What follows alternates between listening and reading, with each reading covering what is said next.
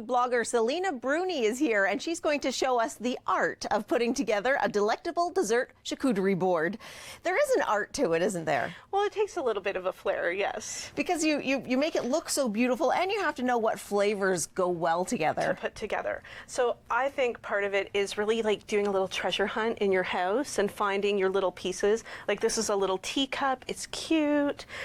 Maybe a little dessert dish, a little dip dish. You don't have to go out and buy things to make it look pretty. Just kind of go on a treasure hunt and see what you've got in your own house that you can pull out. You dig in the back of the cupboards for things you haven't used before. Yeah, go to that china cabinet that's just sitting there collecting dust and find something pretty that you might want to pull out. I love it. So why don't you walk us through how you created this beautiful charcuterie board? All right, so this charcuterie board is it's placed on a piece of natural wood. So if you don't want to go out and buy one and your husband is handy, have him slice you off a piece of wood for your tree in the backyard.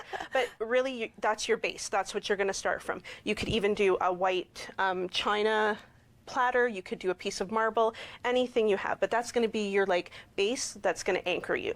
Then you kind of build on that. So for a dessert charcuterie board, because charcuterie is a food trend, it's been hot, it's in the restaurants, it's everywhere. So for dessert, you're going to take your fun little bits and pieces that you like, or that your kids like, or that it's your sweetie's favorite dessert, and put it out. So for my kids, they really enjoy different kinds of fruit, so that's why we did something a little bit different. We did a dragon fruit and a star fruit, and just cut them up because they have really great shapes, and it brings a lot of interest to the board. For Valentine's Day, you could do a passion. Oh, you could do passion fruit. You could do strawberries and chocolate, anything. And then we did a little fruit dip inside the cup. So they're going to take the fruit and they're going to just dip it in and have fun. And we also have a little chocolate pot. So you just melt some chocolate in a little pot. So they could like do chocolate dipped apricots, chocolate dipped almonds, because we all love those. So you're building flavors, so your chocolate and your nuts, so you're getting like a more nutty, mellow flavor. The chocolate is the strong flavor, and again with the dried apricots, it's a little bit of a stronger flavor. You can mellow it out with the chocolate. Then you need your crunch. So you've got your apple chips for your crunch. You could add cheese if you wanted, and that will balance out the sweetness. So that's kind of what you do. It's all about balance. So if you're going to do something really sweet, you want to do something more mild. If you're going to do something salty, then you're going to do something a little bit more tangy. Like you could put citrus on here, would balance out the sweetness too. I love that you're talking about the balance. It is so important, and it is fun, and with the different textures as well. Yes. I noticed that you have a marshmallow base here. This is fun. I don't know if you've ever made your own marshmallows. It's a little bit of an intense process. I didn't really even know you could make your own marshmallows. You can, but why make them? Like I picked this up at the dollar store, and it comes like in a little pot, and I took it off, I took it out of the mold, I took it off, and so now we've got it in a rope here. So it'll be fun to just kind of pull it off and dip or eat it. And you could put your own sign here that says I love you, or whatever the case may be, especially for Valentine's Day. And it's all about the fun stuff, right?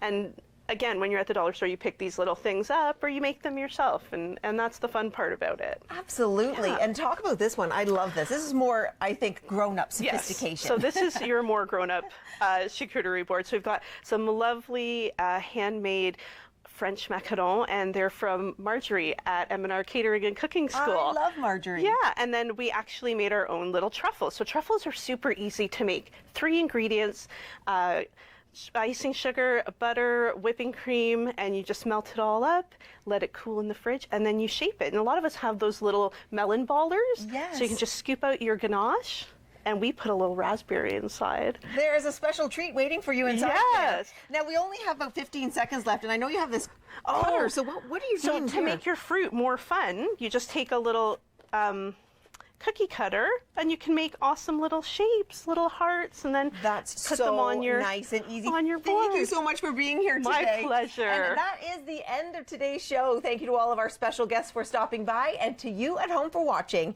I'm Denise Merrick, and we'll see you next time on Daytime. That's pretty simple. Yeah.